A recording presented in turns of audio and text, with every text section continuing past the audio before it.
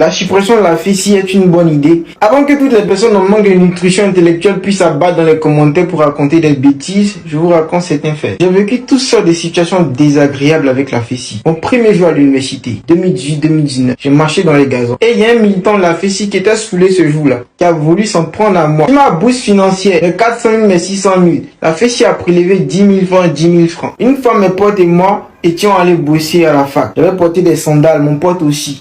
Il y a un gars de la fessille qui est venu essayer de nous brutaliser. Et figurez-vous que ce dernier était en l'équerre. Ma carte étudiante. Je me suis levé à 6 heures pour aller faire un rang. J'ai dû pu récupérer ma carte étudiante parce que la fessille avait fait un deuxième rang où les personnes payaient pour pouvoir avoir accès rapidement à l'administration pour faire la carte étudiante. Mais si bagarré un gars ce jour-là. Ma chambre en cité universitaire. Les gars de la fessille ils sont venus dire la chambre là c'est pour telle personne. Donc tu dois payer ça, payer ça. J'ai appelé le général Cambousier, secrétaire général. Et Alors, chers amis, apparemment l'histoire de la Vésie, ça a plusieurs faces au fait.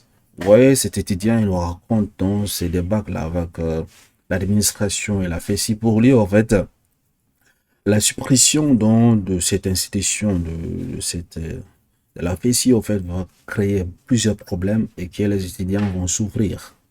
Lui, il est contre la suppression de la Fési, en fait.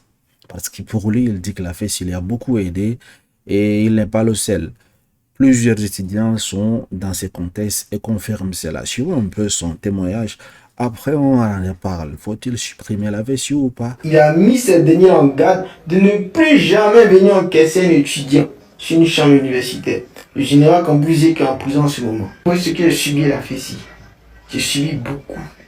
Beaucoup. Malgré que j'ai vécu ça, je ne suis pas pour que la fessille ne puisse plus exister. Si ce n'était pas à cause de la fessille, je n'allais pas techniquement terminer mes études en droit et avoir peut-être mon premier contrat de travail. En 2019, l'administration a fermé les inscriptions. Nous qui n'avons pas pu faire nos inscriptions à temps, on ne pouvait pas s'inscrire, ce qui veut dire qu'on n'était plus étudiant. Plus de 5000 étudiants à l'université Félix-Houphouët de Cocody devaient arrêter les études parce qu'ils n'étaient pas inscrits à temps. La fessille a milité.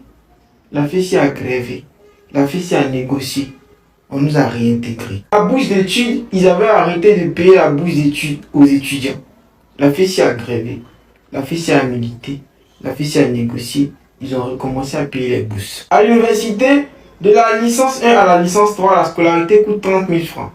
Est-ce que vous savez combien de fois cette scolarité-là a failli augmenter?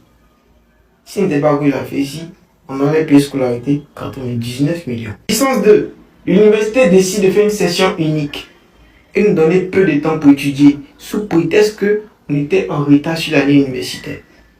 La fessille a milité pour qu'on fasse 12 sessions, mais ça n'a pas abouti. Mais ils ont milité pour qu'on puisse repousser les dates d'examen. Ici, je ne suis pas en train de louer les actes violents de la fessille, parce que moi, je ne les aime pas. Mais comme on le dit, tu es rassasié là, faut pas te cracher dans la soupe. Si c'était pas qu'on l'a fait si, on allait subir de ces abus de la part de l'administration universitaire, point que l'administration peut se lever et vous dire, bon, vous l'avez composé lundi. Si, faut faire l'université, faut faire la cité universitaire pour comprendre en quelque sorte l'utilité de ces derniers. Je vois les gens jubiler parce qu'il n'y a plus de syndicats à l'université, mais vous allez subir un point. Est-ce que vous connaissez l'administration même? Ils sont pas gentils. Des gens viennent dire que nous on a fait l'université. Il y a une fille qui me parlait hier, elle dit elle est en master de droit public. Mais quand j'évoque tous les grands événements qui sont passés sur l'université en faculté de droit surtout, elle se rappelle pas. Je comprends que elle n'est pas étudiante comme nous. Nous on était tout le temps sur l'espace universitaire parce qu'on bossait tous les jours. On était à la bibliothèque, on était dans les amphis, souvent on bosse jusqu'à on dort dans les amphis là. On a fait l'université, on connaît. Donc, ceux qui vont venir dire le contraire, ce que je suis en train de dire là. Toi tu es étudiant mais tu n'es pas un étudiant.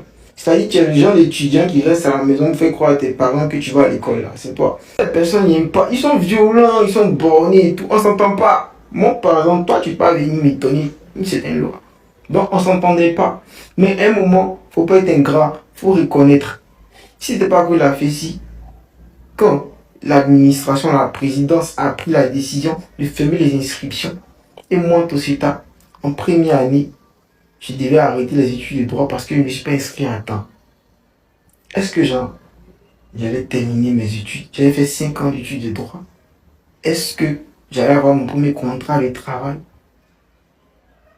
si j'en ai fait si je n'avais pas pris cette couille pour aller affronter l'administration? Est-ce que moi, tout ça, j'allais être là aujourd'hui? Vous allez connaître mes vidéos, vous allez apprendre de tout ce que j'ai appris à l'université.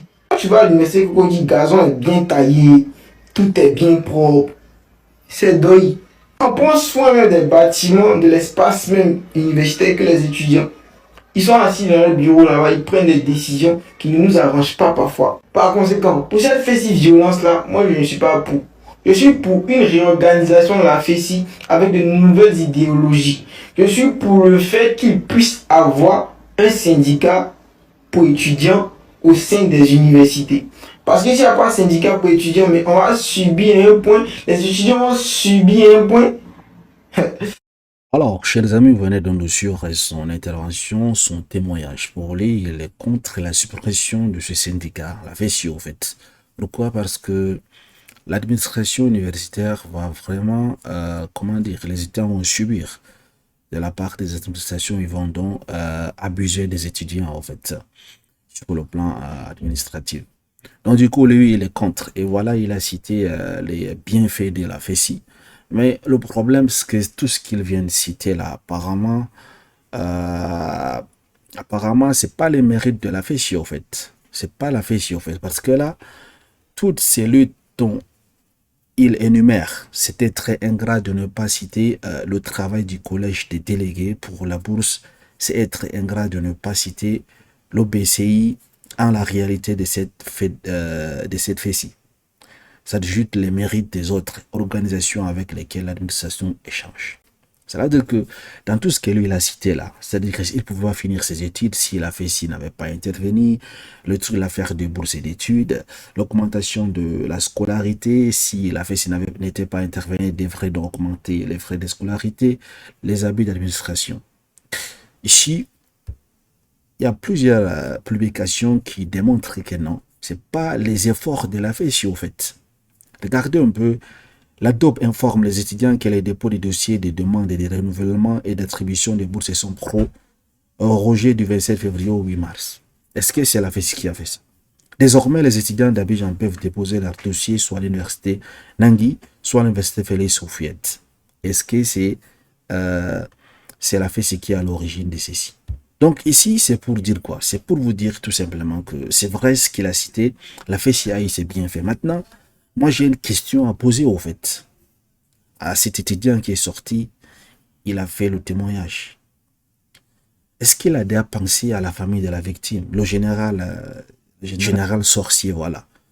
Est-ce qu'il a pensé à un instant, à un seul instant, la souffrance de sa famille?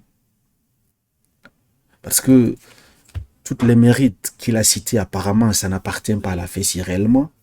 Est-ce que ça vaut la vie d'une personne? C'est ça le souci, en fait. À un certain niveau, si vous traversez une certaine limite, tous les efforts que vous avez fournis, c'est rien, en fait. Parce qu'on ne peut pas toucher la vie d'une personne. La vie est sacrée, en fait. Donc, du coup, ce qu'il a dit, c'est vrai, en fait. Les étudiants vont souffrir.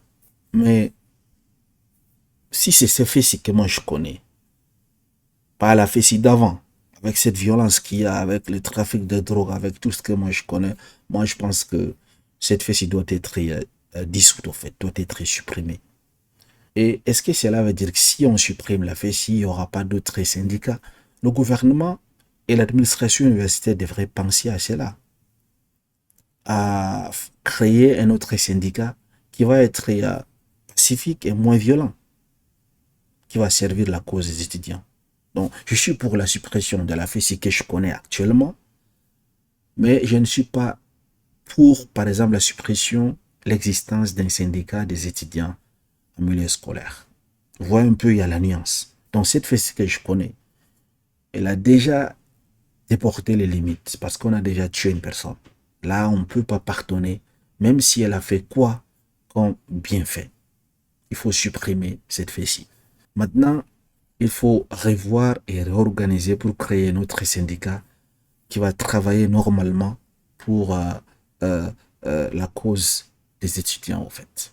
Voilà comment moi je vois les choses. Et vous, dites-moi, qu'en pensez-vous?